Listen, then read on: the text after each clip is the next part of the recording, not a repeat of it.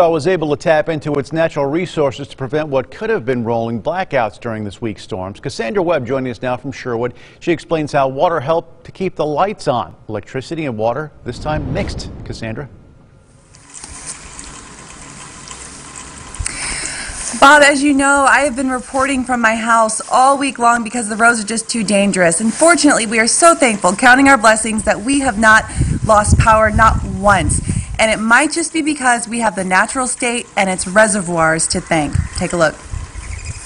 Just like how some homeowners have generators, the state of Arkansas has hydroelectric power plants, a backup power supply using the gifts from Mother Nature. Jay Townsend with the U.S. Army Corps of Engineers says during times of peak demand, it's normal for energy companies to call on them to produce hydropower to meet that demand. Typically when that happens, it's for a few hours at a time, and it comes on, it meets the demand, and it goes back off.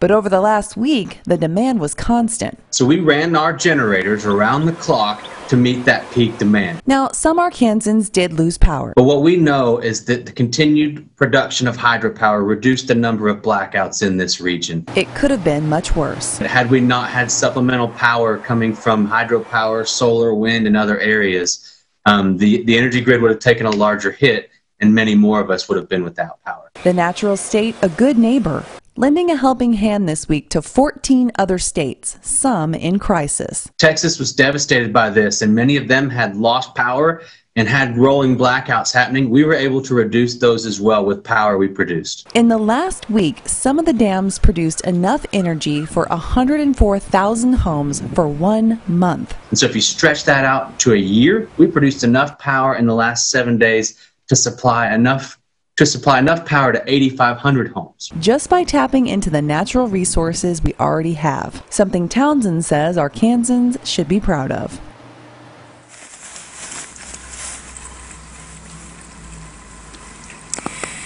And he says they have tapered off that use a little bit right now, just kind of tapping into it in the mornings when everybody's getting ready, and in the evenings when everybody's home and kind of settling in for the evening. So next time you're out on the water, maybe take a look around and just be a little bit thankful for Arkansas's natural resources and the God-given gifts that we have. Finally turning a corner in Sherwood. I am Cassandra Webb. Miss you guys.